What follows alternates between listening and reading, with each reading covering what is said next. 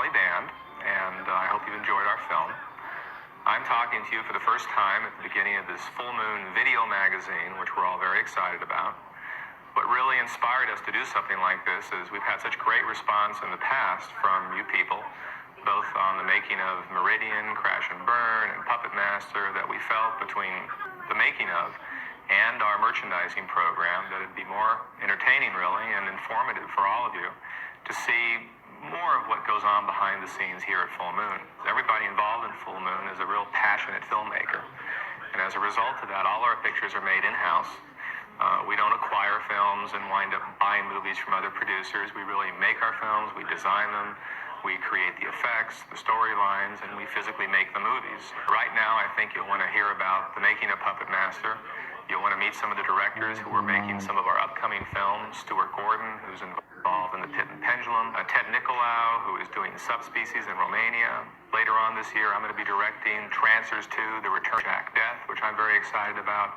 So there'll be a lot of information for you people to look at, and I hope you enjoy our magazine. And we'll see you next time.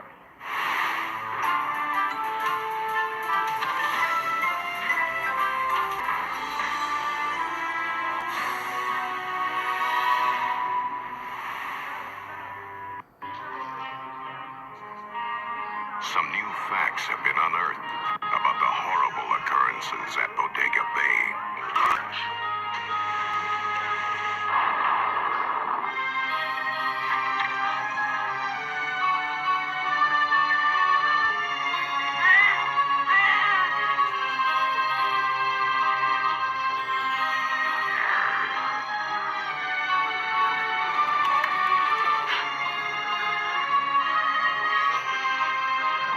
Puppets are back. Jester, Blade, Leech Woman, Pinhead, Tunneler, with a mission to bring back the Puppet Master from the grave. And this time, they brought a friend, Torch, the hottest puppet around. A team of parapsychologists is sent to investigate the lunatic ravings of the now insane Professor Alex Whitaker. Want to go home, Wanda?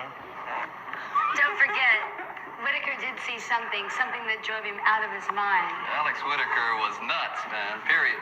That's what we're here to find out.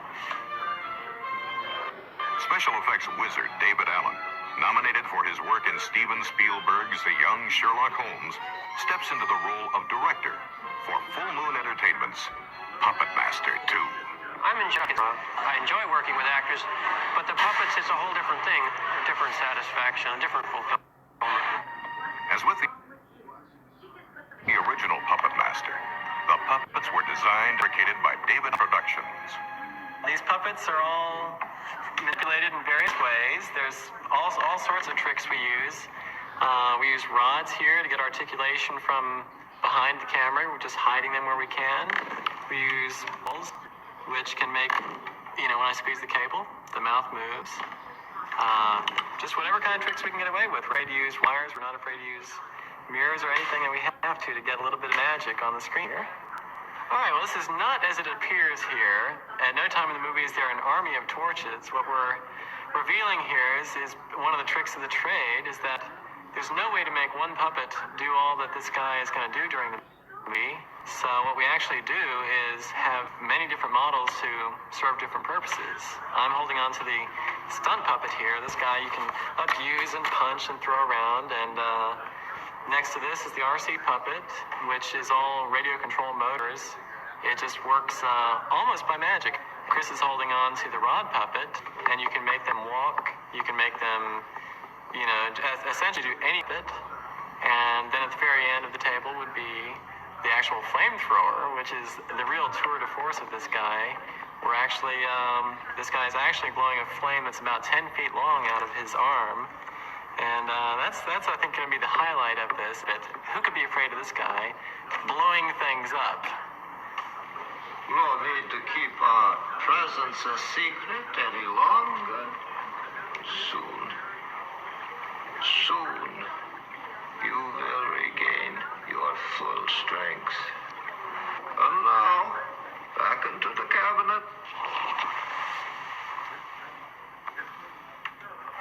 Steve Wells endures hours of special effects makeup and head wrapping in order to portray the evil puppet master, Andre Toulon. I found being behind the mask terribly liberating. I understood then why the Greeks did it, because it truly does obliterate your own identity, any kind of personal, narcissistic message you may have for the audience. Forget it. You're not going to get it through with the mask. No one except a woman who calls herself Carolyn will escape. As for this stupid young man with the vain hope for her heart, you, Torch, you will deal with his burning desires in a most appropriate way. Actor Colin Burnson plays Michael, Toulon's rival for the affections of the beautiful Carolyn Bramwell. You sort of get this great little feeling of these animated things that live in cabinets, and when this master pulls them out and gives them the fluid, they have life to them. Unfortunately, I have to blow them all away, and that's why that's what happens. I have to get rid of all these guys so that I can. No, I take it back. Some of them actually survive. Some of them actually survive. Therefore, possibly a Puppet Master 3. I don't know. Maybe. I don't know. Yes, we're planning to make a sequel again to Puppet Master, a part 3. And hopefully we'll be making a part 4 and a part 5. We're finding that in a lot of ways, our pictures, our full moon features, are like comic books where you get familiar with the characters and the creatures and the effects. And it's fun to see them come back and do more things. This thing is completely self-contained. Just gears and wood mostly. Not even any motors. It's amazing. Elizabeth McClellan plays a beautiful parapsychologist who, off-camera, found the puppets interesting. You have to sort of relate to them as another fellow actor in a way, you know? It's strange. It's strange. I go home and I see stuffed animals and I don't know about this. I get my head drilled through and my brains eaten out. And actually, it's kind of, you don't actually see it happen. Wanda hears it as she's going down the hall, and we've just had a romantic interlude. And she hears me kind of flop and thud down on the floor, and she runs back in, and I'm lying there with my brains coming out the side of my head, and the small puppet played by Blade is playing with my brains. Not a fun thing. I am pummeled by Pinhead. Not a pun, but Pinhead has very strong arms, little fists, and breaks my kneecaps. And that's how I die. And I love it. You know, I mean, it was kind of invigorating.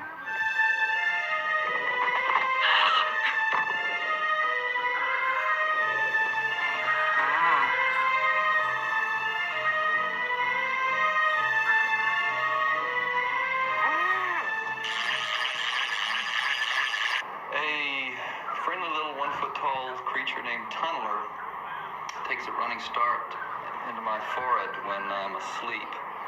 And what they're putting on me now is the makeshift funeral that occurs after the fact. But I really don't know what hit me, literally.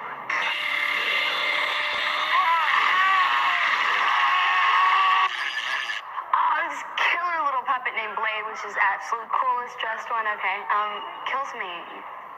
Sucks my brain and stabs me at my eyeballs, and I die.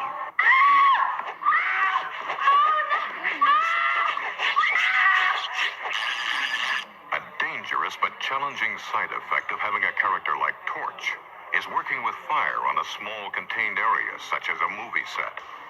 Stuntwoman Janet Lee Orchid carefully rehearses the full-body bird. She will double the character Martha, who is one of the many victims of Torch's fiery arm.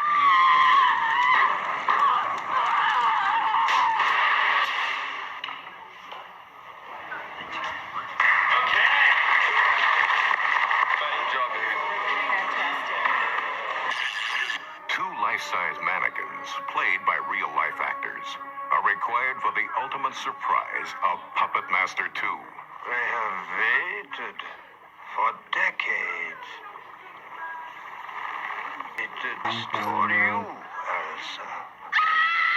The diabolical puppet master plots the ultimate double cross on his murderous puppets.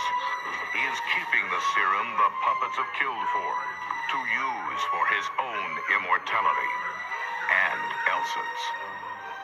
You see, I must keep my promise to Elsa. Your hard work has not been in vain. Of course, you may wither into dry wood, but you've given me back my wife.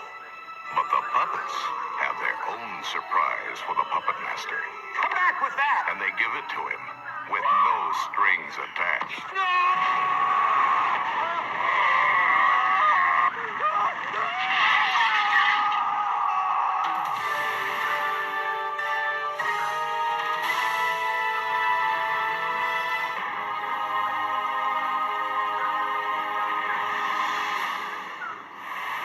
Well, Edgar Allan Poe's story, The Pit and the Pendulum, has always been one of my favorite stories. It's a fantastic tale about a man who is undergoing the tortures of the Spanish Inquisition and encounters one of the most incredible and bizarre torture devices that ever was dreamed up.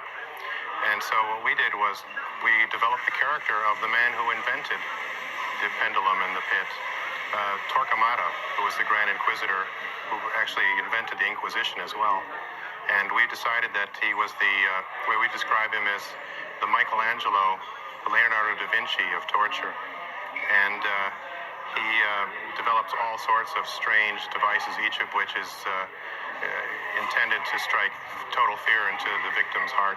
Lance Henriksen will be playing Torquemada, and Lance, I think, is known by all of the fans of horror films. He's done many of them.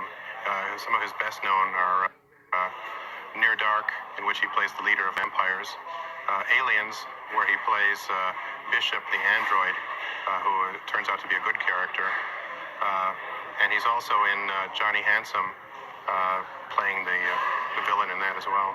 The other person I think a lot of fans of horror films will recognize is Jeffrey Combs, who was Herbert West in Reanimator, and he's going to be back as Francesco, the scribe, who writes down all of the confessions that these poor people make while undergoing torture.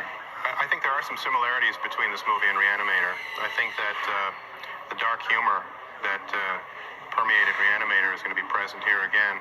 I think that it's impossible to deal with a subject that is this bleak and terrifying without being able to laugh to relieve the tension. Greg Canham is our makeup artist, and he's best known for his work on Lost Boys, and he has come up with some amazing things for this movie. I don't think I want to give too many of them away, but we will see the dead walking in ways that you've never seen them before, and the horrors of the Inquisition portrayed very realistically.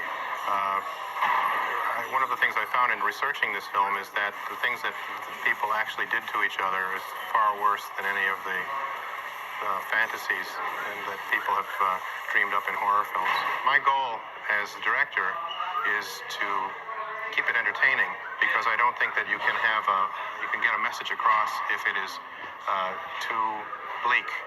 I think that my goal, like Poe's, would be to have the audience on the edge of their seats or under them.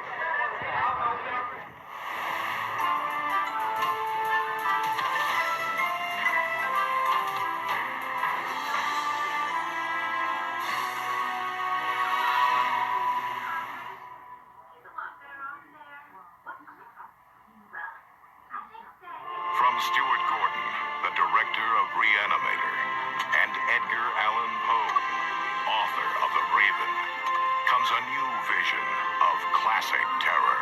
The Holy Inquisition finds you guilty of heresy. A madman's lust. Take off her clothes. A woman's innocence. Confess to me that you are a witch. I'm not a witch. In the heart of the Spanish Inquisition. Fear God! Fear his wrath! In Christ's name, I beg you, have mercy. Arrest her. His battle for her soul. Maria is like an angel. Satan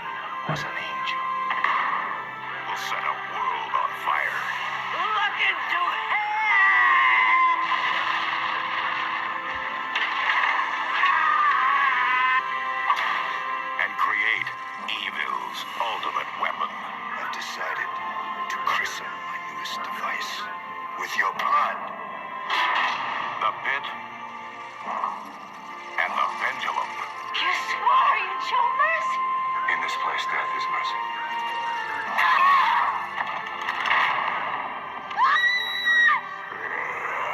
John, why? The pit and the pendulum. Coming soon from Full Moon Entertainment.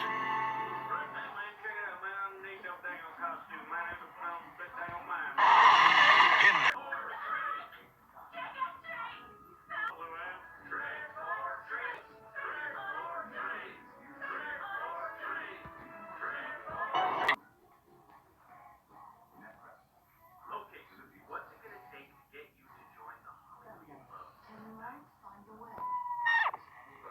They walk among us. They look like us. They have a power far greater than we've ever seen before. And they have decided to destroy us.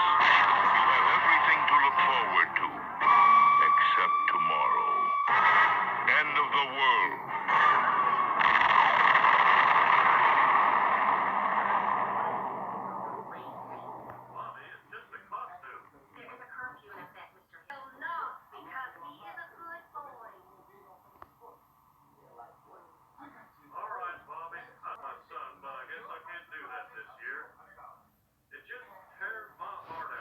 It's a new trilogy of terror.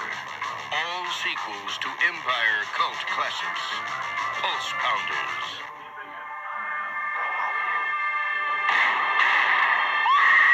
Why are you doing this? What do you want?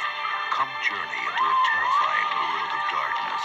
Think of this as a new experience. From the ancient evils of the past. A battle of sorcerers to amuse the Princess of Hell. Through the haunted nightmares of the present. Let me out! He won't let you leave. He needs your soul. He's hungry for it. To the unseen perils of the future. That woman is a trained assassin. She's gone back to kill Jack Depp. You've run out of time. As Empire Pictures presents 3 spellbinding tales of horror. Kiss me. Him wants your soul. He's a sorcerer. He's going to kill me. You can have her soul, just let me have her body. Shoot him, damn it!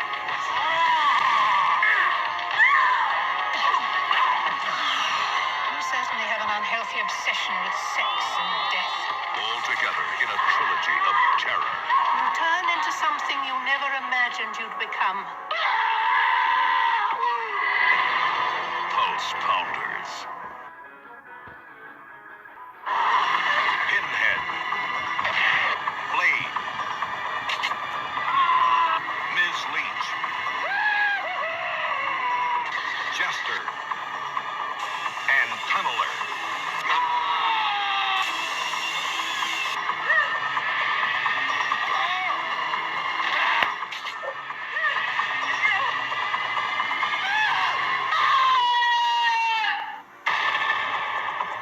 Irene Miracle, Paul LeMat, Barbara Crampton, and William Hickey as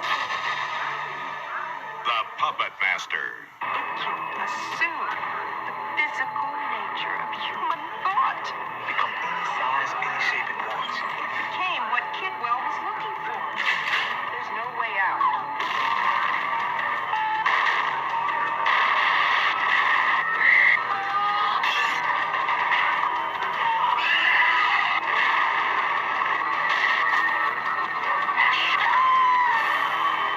Louise Fletcher, James Hong, Sean Weatherly. Shadow Zone. She will awaken a curse of passion. I will become a creature. It's a superstition, a ghost story. To break this curse, creature must be killed by the lady of the castle. I love him. Now she must destroy something that isn't real. Kill this beast. To save a love that isn't human.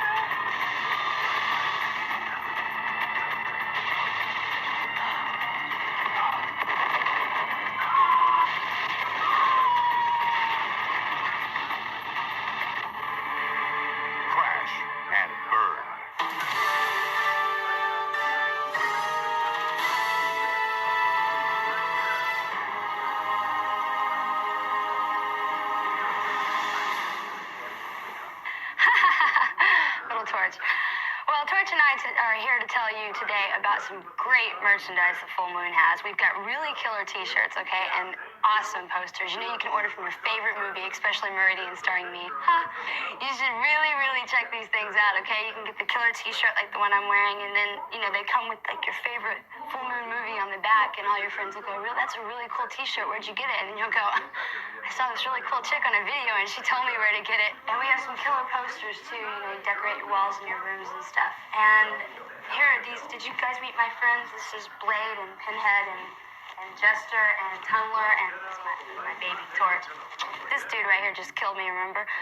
Yeah, right. So, how do you get this stuff? Here's how you get this stuff. You rate 2. Please send your inquiries about our merchandise and joining the Full Moon Fan Club to Full Moon Entertainment, P.O. Box 526, 8721 Santa Monica Boulevard, West Hollywood, California 90069. And be sure to pick up the Puppet Master comic book from eternity, containing the all-new adventures of Andre Toulon's terrifying troupe in full bloody color. It's the beginning of the Full Moon Age of Comics. Don't forget to write to me too, okay? Bye.